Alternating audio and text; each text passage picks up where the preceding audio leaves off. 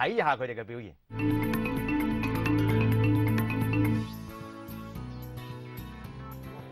平時採訪都係去到啲港甲嘅比賽或者係訓練場地，但係今日我哋移師嚟到麥花臣球場，睇下一班60、70、80以至90年代嘅球星嘅風采，同埋同佢哋傾下近況嘅。事緣因為一年一度嘅新春發財杯邀請賽，呢一日就喺呢度舉行。賽事總共分6個組別進行，由下晝1點半踢到夜晚嘅8點半。場面熱鬧，星光熠熠，吸引咗好多球迷嚟到一睹昔日球星嘅風采。趁住呢個機會，我哋亦都有幸揾嚟一班經典球星同我哋傾下偈。當中包括當年效力愉園、77年揚威新加坡嘅成員，香港一代中鋒鐘楚維先生。你哋都間唔中會踢下呢啲比賽嘅，幾耐都踢一次㗎？大約係10日到啦，就踢一次噶啦。咁啊，最主要咧都係聚下舊同埋出身汗，練下啲肌肉啊，行路都有力啲喎。咁啊，今屆有冇印象啊？邊隊波打得好啲啊？咁樣咧？今年傑志啊、南華咧比較好啲啦。咁啊，球員咧喺我感覺裏邊就陳少琪比較好啲啦。個射門觸覺都幾強啊！除此之外，仲有2位同樣喺星島出身嘅江門朱柏和同埋何容興。綽號朱飛嘅朱柏和係70年代香港隊最出色嘅門將之一，球員時代亦都曾經踢過愉園同埋流浪。即係見到啲朋友落場咧，自己會唔會都有少少寄養咁樣，都想踢下㗎？都有少少㗎，但係即係奈何我個身啊重啦，就好難即係落球場㗎啦，因為俾人射一球，我千年道行一朝喪㗎啦，所以都係唔夠膽。邊間球會或者邊個時期你係即係最懷念啊？我諗我都係喺星島嘅時間係最開心、最懷念，因為我當年都係21、22歲嗰陣時係最 fit 嘅時間。個年代都好遠日子，但係你嘅造型都冇乜點變，都係留長頭髮，係咪？即係咁多年都係中意長頭髮嘅造型。即係呢啲係我嘅性格問題啦，即係。我做人嘅態度就係你做你，我做我啦。總之一樣嘢個基本原則就係冇傷害別人啦，冇即係做啲嘢就係最緊要就做我自己嘅嘢啦，即係冇做壞事啊，咩都應該 OK 嘅。比起朱飛稍遲出道嘅何容興，曾經效力過精工、江華、南華等等球隊。當年更加因為擅長救12碼而有救12碼王嘅美譽，絕對係殿堂級嘅球星啊！出嚟就都係多數喺出嚟踢多，好少話守翻龍門喎。係啊，我退休之後就好少打龍門。而家嘅本地龍門你有啲咩評價咧？暫時都係葉鴻輝，因為打得多，個信心強啲。咁咪晨曦嗰個就身形好。講翻比賽，先有65歲組嘅決賽，由星島元老對永利。星島元老大部分都係60、70年代嘅名宿，包括有當年嘅鐵衛霍柏寧、李炳德、麥天富同埋現時標準流浪助教炳哥陳鴻平。除咗球員個個都粒粒皆星之外，年屆71歲嘅教練張子岱亦都係60、70年代叱咤香港球壇嘅前鋒。60年代初期更加遠赴英國，加盟當時頂級聯賽隊伍黑池，成為一時佳話。咁啊，知道啊，香港今日亦都係作為咧星島元老嘅教練喎。其實你會點樣部署呢場比賽啊？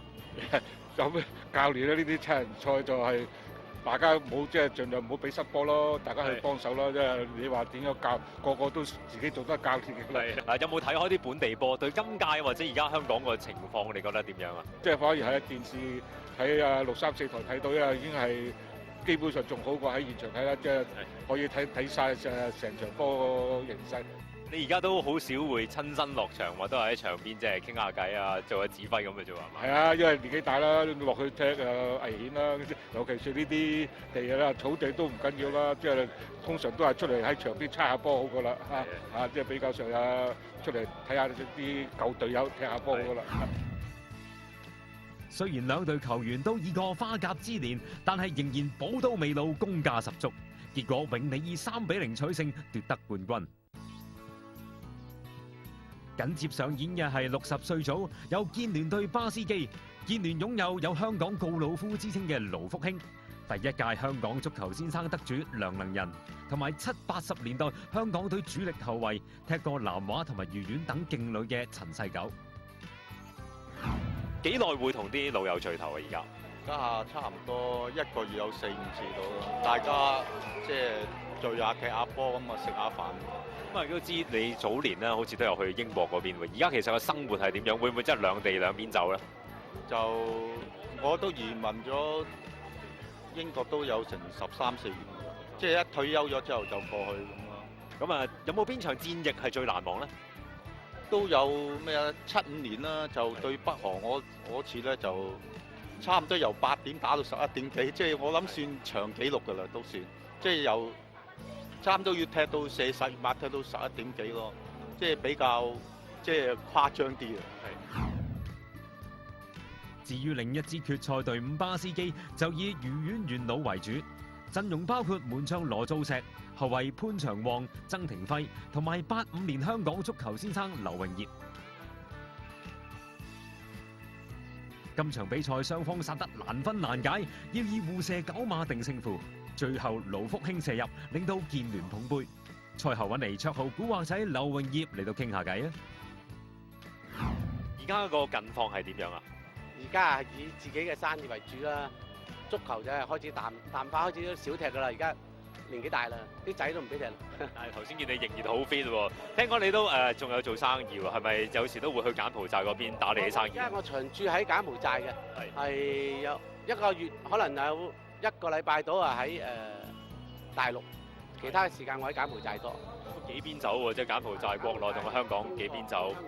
係邊場戰役其實你係最難忘？咁啊，梗係77年啦，77年當年因為未試過點樣去直播翻香港咧咁樣，咁真係好緊張嗰場，況且仲係我自己射入嗰球勝利嗰球，咁啊最難忘咯！我醫生人嚟嗰條係最難忘。咁對於香港好多球迷嚟講，呢兩場比賽都實係十分難忘。係咁啊係啊！如果我哋當年係香港嘅排名係100幾，我記得我哋100幾嗰個年代，而家已經去到165啊！咁嗰個跌幅係幾大，真係幾大。咁即係證明我哋英人唔係進步，因為一路退緊，人哋上嘅嚟就上啦。我哋唔單止人哋係進步，我哋一路退緊，而冇進步，所以跌到去同中華台北嗰啲同組嘅，你笑話。接住上演嘅55歲組別決賽，就由一眾80年代名將擔綱演出。打入決賽嘅嘉龍擁有當年海豐左翼張錦全、警察嘅港隊前鋒鄧國強，對手建聯聲尾就更濃啦。有2屆香港足球先生陳發之、蔡滿祥、施維山，仲有80年代香港最佳左後衞余國森。Sammy 你好啊，可唔可以同啲球迷講下你嘅近況係點樣啊？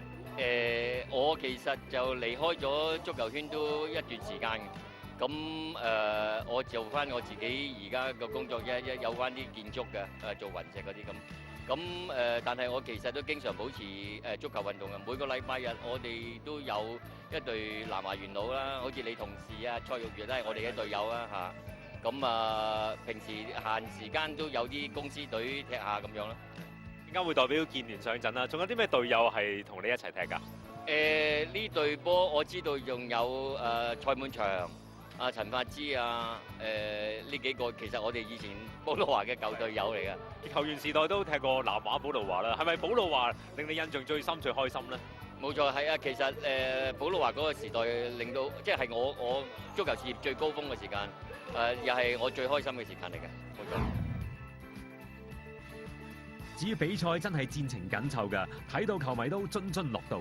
結果嘉龍以2-1贏得冠軍，而我哋亦都揾嚟當年嘅快翼綽號快艇山施維山傾下偈啊！忙啲乜嘢咧最近？冇踢下，即係玩下波啦，踢下元老杯咁嘛，喺長洲教啲細路仔踢下波咁啦，官校或者嗰啲細路仔青年軍嗰啲咁啦。最近長洲官立中學都喺精英杯學界嗰度入咗去淘汰賽階段，係咪你都有幫下手咁樣？我都有幫下手少少，係啊，得閒都抽啲時間幫下啲細路仔玩下。較後時間嘅40歲組決賽就由一眾嘅80、90年代球星亮相。